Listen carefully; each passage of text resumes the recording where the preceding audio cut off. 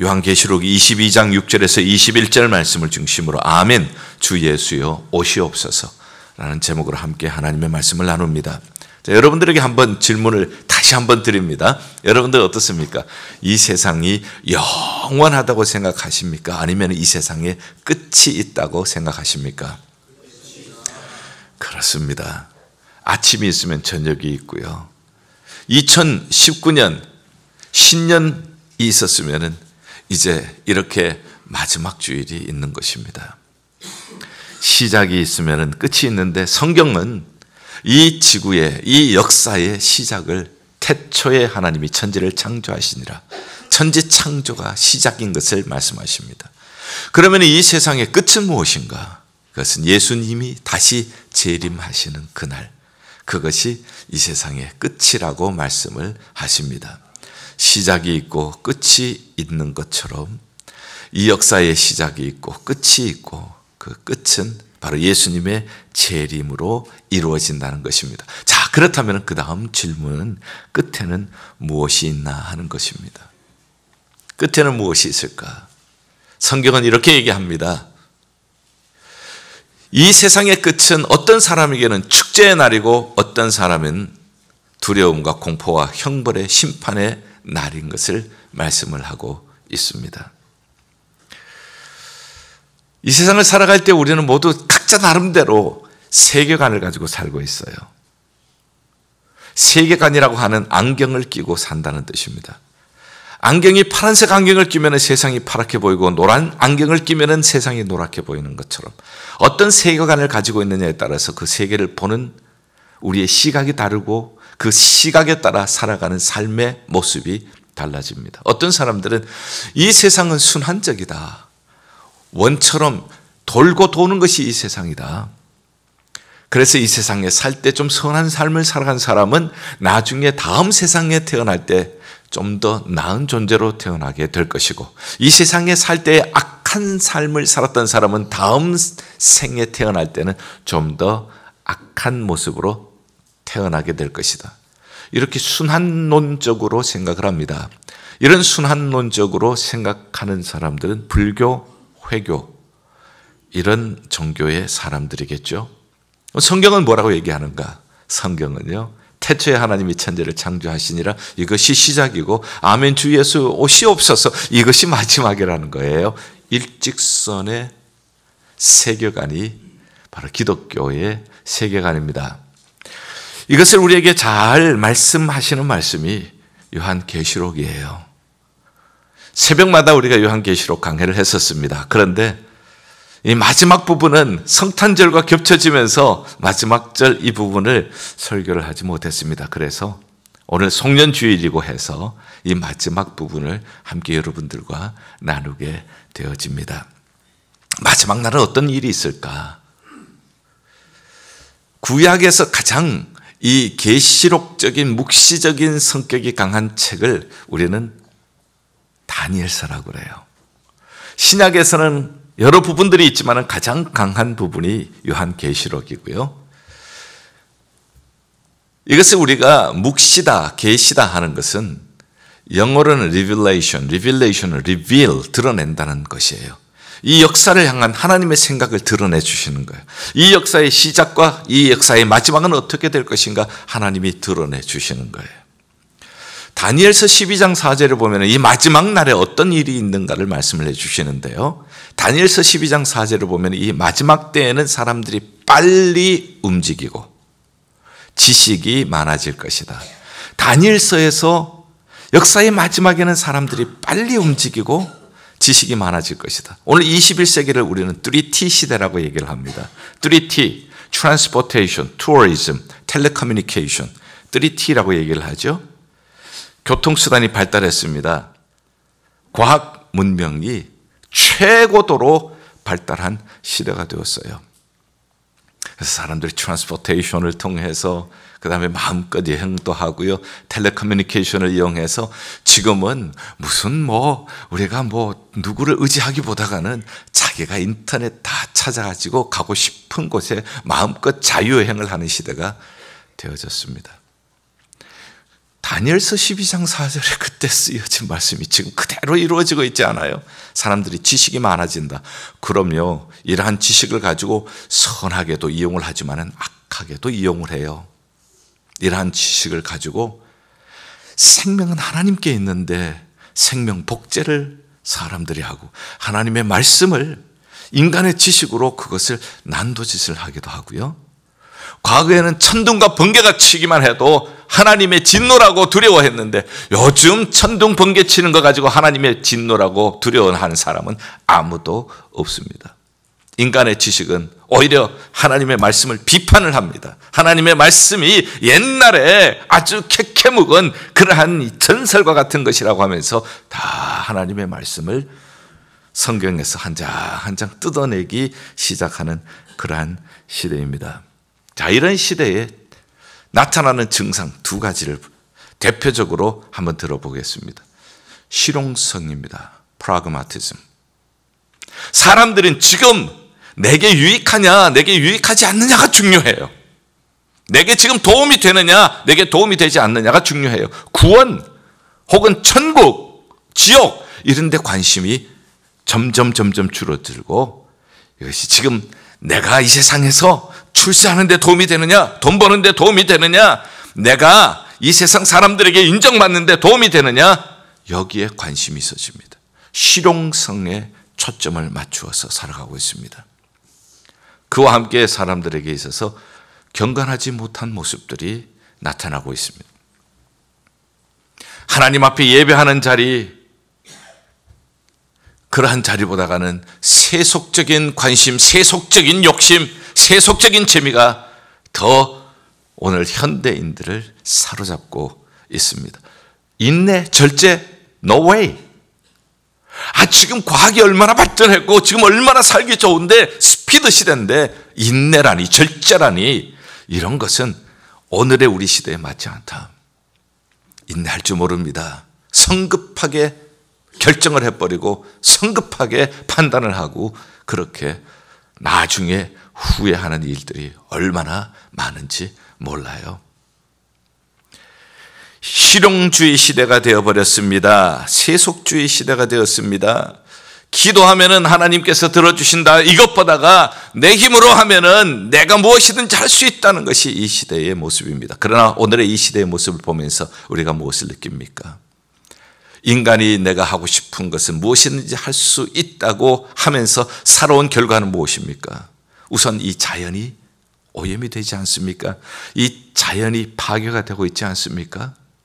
자연만 오염이 되었습니까? 인간의 양심은 오염되지 않았나요? 인간의 도덕성은 오염되지 않았나요? 땅이 오염된 것보다가 인간의 마음이 오염된 것이 얼마나 많습니까? 오래전에 키엘케골이라고 하는 철학자가 있었습니다. 이분이 죽음에 이르는 병을 절망이라고 했어요. 지금 먹을 것이 없어서 죽는 사람보다가 절망해서 죽는 사람이 훨씬 많아요. 이러한 시대 때에 하나님의 말씀을 우리는 듣는 것입니다. 이러한 시대 때에 역사의 마지막에 어떤 일이 있을 것인가, 우리는 여전히 믿습니다. 하나님은 지금 또 살아계십니다. 천지를 창조하신 하나님은 지금 또 우리를 구원하고 계십니다. 하나님께서는 역사의 마지막이 온다고 하는 것을 하나님의 계획 속에서, 하나님의 약속 속에서 성실하게 이루고 계시는 줄을 믿습니다. 어떻게 살아가야 할 것입니까? 오늘 요한계시록 마지막 부분을 가지고 어떻게 그날을 준비할 것인가, 역사의 마지막에 웃는 자가 참 웃는 자인데 어떻게 마지막을 준비할 것인가.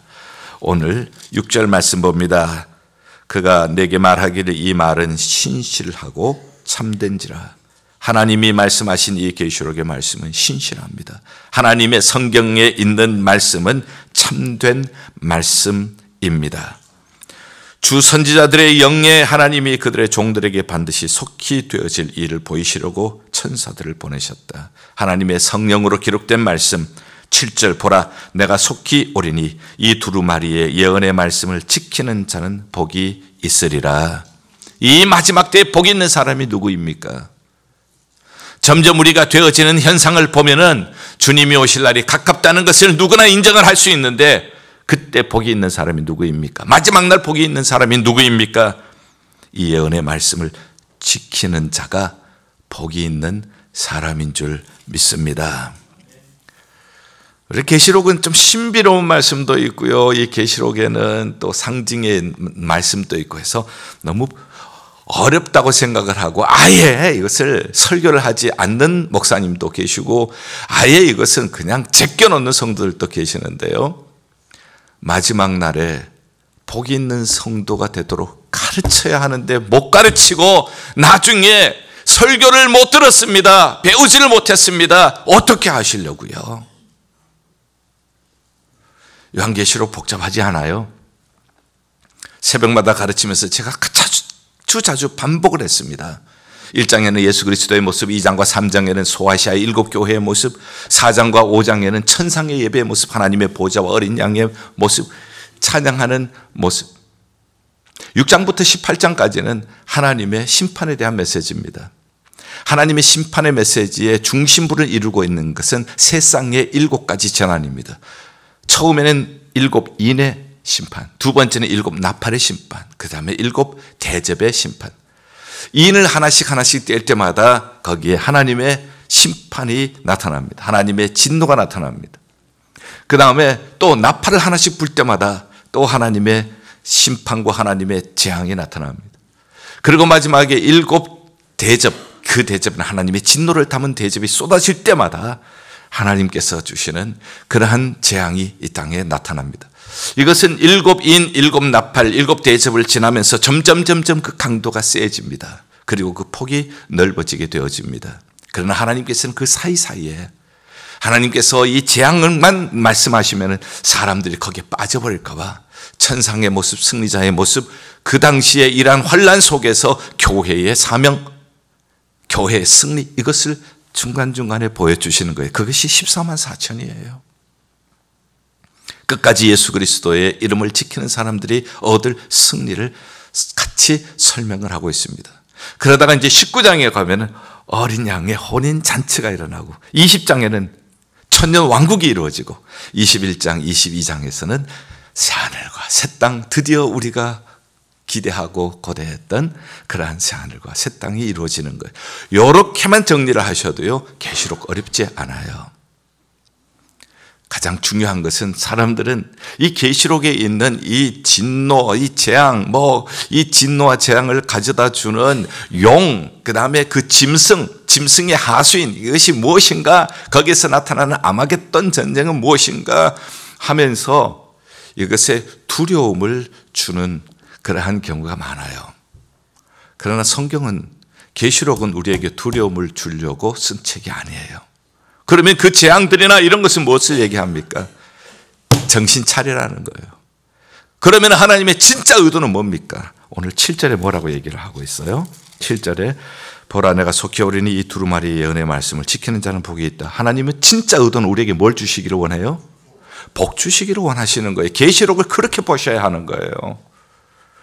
두려움으로 막 이렇게 해서 그 다음에는 이제 막 이런저런 세계에 일어나는 일들 이렇게 해서 막 이제 자기에게 관심을 끌게 하는 것, 건전한 성경 해석법이 아니에요. 성경을 보세요. 하나님께서 복을 주시기 원하세요. 하나님께서 이 복을 주시기 위하여서 다른 길로 가는 사람들 정신 차리라는 거예요. 그래서 계시록 18장 4절, 내 백성아, 거기에서 나오라고 말씀하시는 거예요. 그 진노의 자리에서 나오라는 거예요. 소돔과 고모라와 같은 그 심판에서 나오라는 거예요. 나와서 뭘 주시려고? 하나님 복 주시려고. 누가 복 받는가? 14절 보세요. 또 복이란 말이 나와요.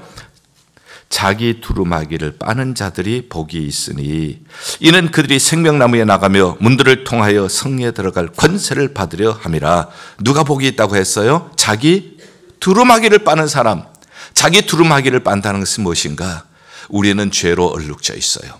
인간의 죄, 얼룩진 이 죄를 씻는 것은요, 아무리 좋은 세탁기가 나오고 세탁제가 나온다고 인간의 죄를 씻을 수 없는 것입니다. 인간의 죄를 씻는 것은 예수의 보혈밖에 없는 줄 믿습니다. 예수님의 보혈은 죄사함의 능력이 있습니다. 예수님의 보혈은 어떠한 죄도 깨끗하게 씻을 수 있는 능력의 보혈인 줄 믿습니다. 그걸로, 이 보혈로 옷 받는 사람이 복 있는 사람이에요. 성경에서는 이 세상에 속해서 이 세상의 재미 속에 빠져 있는 사람들, 이런 일들을 향하여 가고 있다. 넓은 길로 가고 있는데 이 넓은 길은 멸망의 길이야. 내 백성아, 거기서 나오라고 하는 거예요. 나와서 예수 그리스도의 보혈로 두루마기 빨아라. 그래서 깨끗하게 되어라. 의의 옷을 입고 생명나무,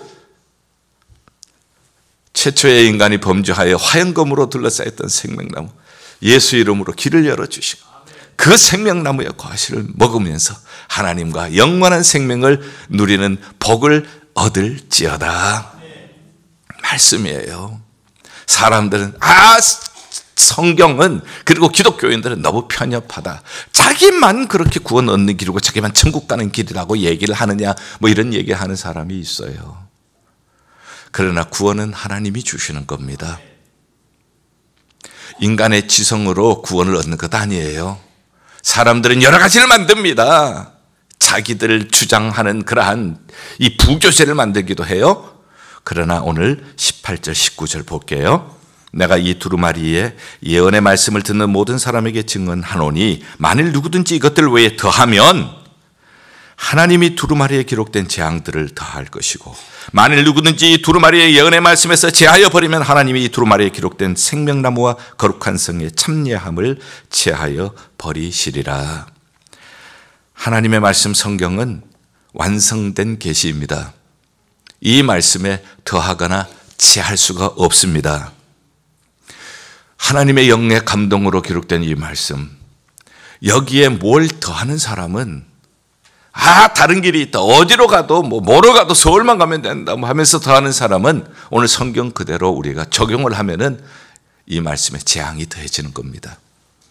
하나님의 말씀에 하나님이 능력으로, 성령으로, 기적으로 하나님께서 우리에게 보여주신 것, 우리 인간의 지성으로 그것은 옛날에 신화다 그러면서 빼버리고 성경을 찢어버리는 사람, 생명나무와 거룩한 성의 참여함이 제하여 버리시리라. 마지막 시대 때에 우리가 조심해야 할 것, 여기에 있습니다. 하나님의 말씀. 이 하나님의 말씀을 따라서 우리가 순종하며 가는 사람, 이 말씀을 지키는 사람이 복된 사람입니다. 이 말씀을 따라서 예수 그리스도의 보혈로 자기 두루마기를 빠는 사람이 복 있는 사람입니다. 사랑하는 성도 여러분, 이러한 복이 여러분들에게 있기를 바랍니다. 꼭 이 복을 받으시기를 바랍니다. 두 번째 보면은요, 9절에 그가 내게 말하기를 나는 너와 내 형제 선지자들과 8절부터 보죠. 이것들을 보고 들은 자는 나 요한이니, 요한이 천사가 하는 말을 듣고 그 다음에 너무 신비한 거예요. 신비해서 천사의 발 앞에 경배하고 엎드립니다. 그랬더니 그 천사가 얘기를 합니다. 나는 종이라. 그리 하지 말고 누구께 경배하라고요? 9절에 하나님께 경배하라. 마지막 때에는 능력이 있다, 신비 체험을 한 사람이다, 신령한 능력이 있는 사람이다, 이런 사람들이 나타나서 자기가 재림주라고 얘기하는 사람들이 나타나요. 끝까지 우리의 초점을 흐리지 말아야 합니다. 우리는 오직 하나님께만 경배해야 합니다. 우리는 오직 예수 그리스도께만 경배해야 합니다. 사람이 아무리 신비한 능력이 있다고 해도 사람은 경배의 대상이 아닙니다. 종일 뿐입니다. 제가 1982년도에 이민을 왔는데요. 이민을 와서 보니까 좀 특이한 모습이 제 눈에 보였습니다. 젊은 청년들인데 이 젊은 청년들이 길거리에서 장미꽃을 파는 거예요. 나중에 알고 보니까 이 젊은 청년들이 대학에 갔습니다. 대학에 갔더니 동아리가 있는데 그 동아리에 들어가 보니까 거기 문선명 거기에서 나온 사람들이 만든 동아리예요. 거기에서 그만 문선명이 재림주라는 거예요. 그 재림주를 위하여서 우리가 충성을 해야 한다면서 학교를 중퇴를 하고 길거리에서 장미를 팔고 있었어요. 그 돈이 엄청나죠. 그래서 마나탄에 그 큰 빌딩도 사고 뭐 세계적으로 뭐 그렇게 이 젊은 층들을 많이 유혹을 했지 않습니까? 부모들이 문의라고 얘기를 하면은 부모님들이 아주 치를 떨어요. 자기 자녀 곱게 키워서 대학 보내놨더니 대학에서 동아리에서 이상한 것을 받아가지고 학교 중퇴하고 길거리에서 장미를 팔고 있으니까 부모님들이 얼마나 속상하겠어요. 뭐 기적도 행하고 기도하면은 뭐 병도 낫고 뭐 이렇게 하니까 야 메시아라고 생각을 한 거예요. 재림주라고 생각을 한 거죠. 그러나 그분이 돌아가신 다음에는 팍 지금 사라지잖아요. 절대 우리가 미혹돼서는 안 됩니다. 아무리 능력이 있고 아무리 신비한 체험이 있고 신비한 능력을 가지고 있다고 해도 하나님 예수 그리스도 하나님만이 우리의 경배의 대상인 줄 믿습니다. 주님의 재림을 준비하면서 여기저기서 내가 그리스도 하는 사람들이 나타나게 되어 있어요. 거기에 흔들리지 말라는 겁니다. 경배의 대상은 오직 하나님과 어린 양 예수 그리스도인 줄 믿습니다. 그 다음에 12절 보면 보라 내가 속히 오리니 속히란 말이 계속 반복되네요. 6절, 7절, 12절, 20절 속히 자, 속히 오리니 내가 줄 상이 내게 있어 각 사람에게 행한 대로 갚아주리라. 상이 있다고 얘기를 합니다. 상이 있으면은 벌도 있는 거예요. 예수님께서 초림할 때는 우리의 구원자로 오셨지만은 재림하신 예수 그리스도는 이제 심판주로 오실 거예요. 예수 그리스도를 믿고 예수 그리스도의 보혈로 우리의 더러워진 얼룩진 두루마기를 빠는 사람은 생명나무에 참여하게 될 줄 믿습니다. 그렇지 않은 사람은 영원한 불못으로 가는데 그들을 미혹했던 용, 사탄이죠. 그 다음에 용의 권세를 잡은 적그리스도, 짐승이라고 계시록에 나왔죠. 적그리스도. 그 다음에 용의 하수인, 짐승의 하수인, 짐승을 경배하게 하는 거짓 선지자. 그들이 들어가는 곳은 영원한 불못, 곧 지옥. 거기에 예수 그리스도의 보혈로 두루마기를 빨지 않은 사람이 함께 들어간다는 것이 바로 성경에 우리에게 주시는 마지막 날의 심판의 모습입니다. 자, 그렇다면 우리는 예수 그리스도의 보혈로 우리 두루마기를 빨고 의의 옷을 입은 우리는 생명나무가 있는 천국으로 가게 될 줄 믿습니다. 이 말이 참이고 이 말이 진실이라고 말씀하셨죠. 그러나 천국 가서 똑같은 것은 아니에요. 졸업할 때 보면은 졸업은 똑같이 하는데 강대상에서 상 받는 사람은 따로 있어요. 마찬가지입니다. 내가 줄 상이 있다. 행한 대로 갚아주리라. 우리가 예수 믿고 어떻게 살았느냐에 따라서 행한 대로 하나님께서 상을 주시는 거예요. 여러분들과 자주 나눈 말씀입니다. 고린도전서 15장 58절. 그러므로 사랑하는 형제들아 견고하며 흔들리지 말고 더욱 주의 일에 힘쓰는 자들이 되라. 이는 너희 수고가 주 안에서 결코 헛되지 않은 줄 알미니라. 반복하는 게 참 중요해요. 자꾸 반복하니까 아시잖아요. 나오시잖아요. 여러분들 얼마나 흔들리기 쉬워요. 뭐 세상 돌아가는 거 보면은 정말 흔들리기 쉽고 여기저기서 뭐 내가 그리스도라고 하고 그러면 흔들리기도 쉽고 그렇지만은 하나님 말씀하십니다. 견고하고 흔들리지 말고 더욱 주의 일에 힘쓰는 자들이 되라. 이는 너희 수고가 주 안에서 헛되지 않은 줄 알미니라. 마지막 시절일수록 어떻게 해야 하는가? 히브리서 10장 24절 25절. 서로 돌아보아 사랑과 선행을 격려하고 모이기를 패하는 어떤 사람들의 습관과 같이 하지 말고 그날을 볼수록 더욱 모이기에 힘쓰라. 마지막 날에는 모이기에 힘쓰지 않는다는 것도 말씀을 다 해주신 거예요. 사랑하는 성도 여러분, 말세를 당할 때 우리가 어떻게 해야 합니까? 첫째, 말씀에 굳게 서야 돼요. 이 말씀을 지키는 사람이 이 말씀을 읽고 듣고 그 가운데 기록한 것을 지키는 자가 계시록 1장 3절 복이 있도다. 오늘 끝에 다시 한번 얘기를 하는 거예요. 이 두루마리의 예언의 말씀을 지키는 자가 복이 있다. 복된 사람 되기를 원하시는 게 하나님의 의도예요. 그리고 사람에게 현혹되어서는 안 됩니다. 초점이 분명해야 합니다. 그리고 우리는 상 받을 구원을 이루는 선한 욕심을 가지셔야 합니다. 우리가 예수 믿고 구원받은 우리는 천국 가서 우리가 행한 대로 상을 주신다고 얘기를 하셨어요.